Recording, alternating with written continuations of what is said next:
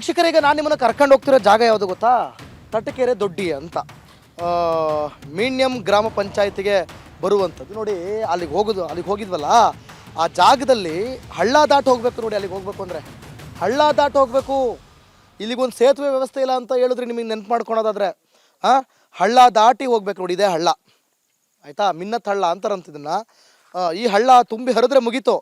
ಅಲ್ಲಿರೋರು ಅಲ್ಲಿಗೆ ಹೋಗೋಕ್ಕಾಗಲ್ಲ, ಅಲ್ಲಿರೋರು ಈ ಕಡೆ ಬರೋಕ್ಕಾಗಲ್ಲ, ಆಯಿತಾ? ಹಂಗಿದೆ ಪರಿಸ್ಥಿತಿ. ನೋಡಿ ಈಗಲೂ ಸ್ವಲ್ಪ ಲೈಟಾಗಿ ನೀರು ಹರಿತಾ ಇದೆ. ಈ ಹಳ್ಳ ದಾಟಿ ನಾವು ಹೋಗಬೇಕು. ಗಮನಿಸ್ತಾ ಇದ್ದೀರಲ್ವಾ? ನೋಡಿ ಈ ಥರ ಪರಿಸ್ಥಿತಿ. ರಸ್ತೆ ವ್ಯವಸ್ಥೆ ಇಲ್ಲ, ನಡ್ಕೊಂಡೇ ಹೋಗ್ಬೇಕು ಗ್ರಾಮಸ್ಥರು. ರಸ್ತೆ ವ್ಯವಸ್ಥೆ ಇಲ್ಲವೇ ಇಲ್ಲ. ಇಲ್ಲಿ ಯಾವಾಗ ಯಾವ ಪ್ರಾಣಿ ಬಂದು ಯಾವಾಗ ಏನು ಮಾಡುತ್ತೋ ಅನ್ನೋದು ಕೂಡ ಗೊತ್ತಾಗಲ್ಲ. ಹಂಗಿದೆ ಸಿಚುವೇಶನ್. ಬನ್ನಿ.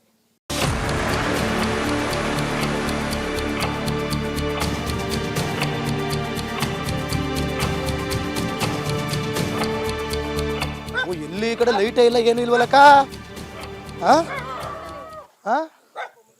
ಏನು ನಿಮ್ಮ ಹೆಸ್ರೇನೋ? ಮಹೇಶ್ವರಿ ಅವರೇ, ಎಲ್ಲಿ ಮನೆ ನಿಮ್ಮದು? ಏನು ಮುಂದಗಡೆ ಏನು ಕಾಣ್ತಾನೆ ಇಲ್ಲ? ಅಯ್ಯೋ ಶಿವನೇ, ಇಲ್ಲ ಕಣ್ರಕ್ಕ, ನಾವು ನಿಮ್ಮ ಕಷ್ಟ ಕೇಳಕ್ಕೆ ಬಂದಿದ್ದೀವಿ. ದಾಟಕ್ಕಿಲ್ಲಿ ಜಾಗನೇ ಇಲ್ವಲ್ಲಕ್ಕ? ಕರೆಂಟ್ ನಿಮಗೆ ಕರೆಂಟ್ ಇಲ್ಲ, ಇನ್ನು ಕರೆಂಟ್ ಇಲ್ಲಿಂದ ಕೊಡ್ರಿ.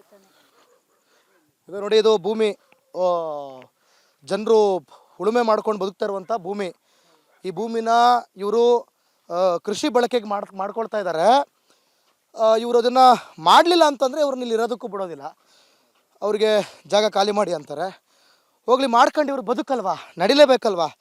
ಸೊ ಅದನ್ನು ನಡ್ಸೋಣ ಅಂತಂದರೆ ನೋಡಿ ಎಷ್ಟು ಜನ ಹೋಗ್ತಿದಾರಲ್ಲಿ, ನಿಮಗೆ ಕಾಣಿಸ್ತಾ ಇದ್ರೆ.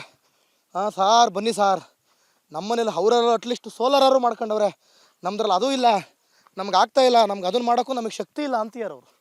ಓ ಸಾರ್ ನಮಸ್ಕಾರ. ಏನು ನಿಮ್ಮ ಹೆಸರು? ನಮ್ಮ ಹೆಸರು ಮಣಿಗಾರ್ ಪುಟ್ಟಪ್ಪ. ಮಣಿಗಾರ್ ಪುಟ್ಟಪ್ಪ. ಮಣಿಗಾರ್ ಪುಟ್ಟಪ್ಪ ಅವರು. ಇವ್ರು ಹೇಳ್ತಾ ಇದ್ರು ಅವಾಗಲೇ ನಂಗೆ ಸಿಕ್ತಾಗ, ಸಾರ್ ಇಲ್ಲೆಲ್ಲ ಬುಲೆಟು ಅಲ್ವಾ ಸರ್? ಬುಲೆಟು. ಎಷ್ಟು ಬುಲೆಟ್ ಬಿದ್ದಿದೆ ಬಾಡಿಗೆ? ಬಾಡಿಗೆ 36. ಎಷ್ಟು ಒಳಗಡೆ ಇದೆ, ಎಷ್ಟು ಆಚೆ ಕಡೆ ತೆಗ್ದಿದ್ದಾರೆ? 16 ತೆಗ್ದ, 36 ತೆಗ್ದಾರೆ. ಇನ್ನು 16. ಯಾರು ಹೊಡೆದಿದ್ದು ನಿಮ್ಗೆ? ನಮಗೆ ಬೇರೆ ಒಂದು ಹುಡುಗ ಹೊಡೆದ್ಬಿಟ್ಟ. ಯಾರು, ಕಳ್ರಾ? ಇಲ್ಲ, ಮತ್ತೆ ಹಂಗೆ ಸಂದಾಗಿರುವಾಗ ಹೊಡೆದ್ಬಿಟ್ಟ. ಯಾಕೆ? ಅದು ದೇವ್ರ ಆಡ್ಕೊಂಡಿದ್ದೆ. ದೇವ್ರ ಆಡುವಾಗ ಒಂದು ಸಾಮಾನು ತಿರುಡೋಗ್ಬಿಟ್ಟಿತ್ತು ನಿಮ್ಮಂತೇವ್ರದ್ದು. ಅದು ಅಲ್ಲಿ ದೇವ್ರು ಕೇಳುವಾಗ 3 ದಿನಕ್ಕೆ ಸಿಗ್ತದೆ ಅಂತ ಹೇಳಿತ್ತು. ಆವಾಗ ಏನು ಮಾಡಿದೆ, 3 ದಿನಕ್ಕೆ ಸಿಕ್ಕೋಯ್ತು. ಇವನ ಬಿಟ್ಟಿರ್ತಾನೆ, ನಾನು ತಿರುಡೋದೆಲ್ಲ ಹೇಳ್ತದೆ ಅಂದ್ಬಿಟ್ಟು ಕಾಡ್ಲು ಬಂದು ಕಾಡೊಳಗೆ ಹೊಡೆದಿರೋದು. ಅರ್ಥ ಆಯ್ತಾ? ಇವರು ಆಡಿಗೆ ದನಿಗೆ ಹೋಗಿದ್ದು. ಇವ್ರು ಆಡಿಗೆ ದನಿಗೆ ಹೋಗಿರ್ತಾರೆ. ಇವರೊಂದು ದೇವ್ರ ನುಡಿ ಕೊಡ್ತಾರೆ. ಒಬ್ಬ ಹುಡುಗ ಯಾರೋ ಬಂದು ಇವ್ರ ಹತ್ರ ಕೇಳಿರ್ತಾರೆ, ಇದು ಕಳೆದೋಗಿದೆ, ಒಂದು ವಸ್ತು, ಭಾಳ ಅಮೂಲ್ಯವಾದಂಥ ವಸ್ತು ಕಳೆದೋಗಿದೆ, ಯಾವಾಗ ಸಿಗ್ತದೆ ಅಂದ್ರೆ ಇವ್ರಿಗೆ ನುಡಿ ಕೊಟ್ಟಿರ್ತಾರೆ.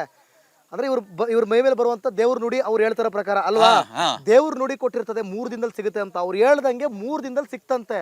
ಸೊ 3 ದಿನದಲ್ಲಿ ಇವ್ರು ಹೇಳಿದಕ್ಕೆ ಸಿಕ್ಬಿಡ್ತಲ್ಲ, ಅದನ್ನ ತಡಿಲಾರ್ದಂತಹ ಆ ವ್ಯಕ್ತಿ, ಮತ್ತೋರ್ವ ವ್ಯಕ್ತಿ ಇವ್ರನ್ನ ಹುಡಿಕೊಂಡು ಬಂದು ಕಾಡೊಳಗಡೆ ಬಂದು ಗುಂಡು ಹಾರಿಸಿರೋದಂತೆ ಇವ್ರ ಮೇಲೆ.